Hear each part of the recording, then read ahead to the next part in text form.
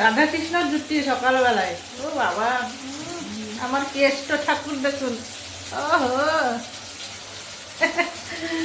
Good morning বন্ধুরা, সবাই কেমন আছেন? আজকে সকালে করে উঠেছি, রান্না বান্না বসিয়ে দিয়েছি, মোটামুটি রান্না হয়ে গেছে আমার। এই যে কর্তা টিফিন খাবে এখন, এখানে দুধ জাল হচ্ছে, ও আজকে দুধ মুড়ি খাবে। আজকে আম নেই, আর দুধ দিয়ে গুড় দিয়ে মুড়ি খাবে। এই যে গুড় বার করছে দেখুন, আখের গুড়।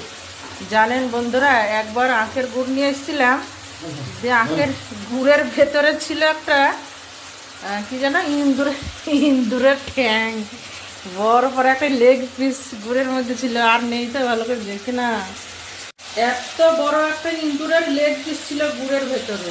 সেই থেকে কিছু না হলে 6 থেকে 7 মাস গুড় খাইনি। তারপরে আবার শুরু করেছে। আমি গুড় খাই না, ওই একাই খাই। আর ছেলেরা তো গুড় চেনেই না বললেই চলে।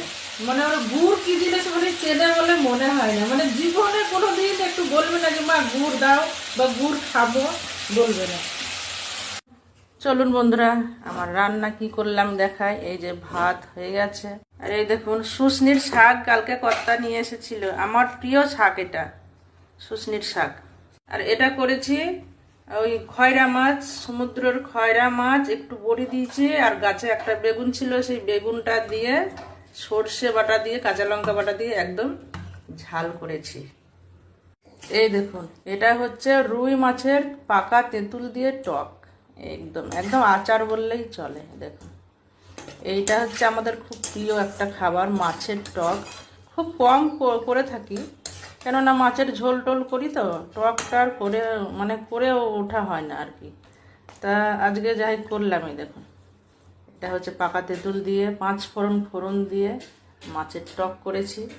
তো কর্তা বেরোবে বন্ধুরা, খাবার এখন বাড়ছি, কর্তাকে খাবার দেব, ছেলের খাবার বাড়বো। ভাত দিলাম, শাক দিলাম, মাছের টকটা এখানেই পাতেই দিয়ে দিই। এই মাছটা এইখানে দেবো। এই যে বেগুন লম্বা লম্বা করে কেটে দিয়েছিলাম, একটা মাছ, 2 টুকরো বেগুন, আর বড়িগুলা কোথায় গেল গো?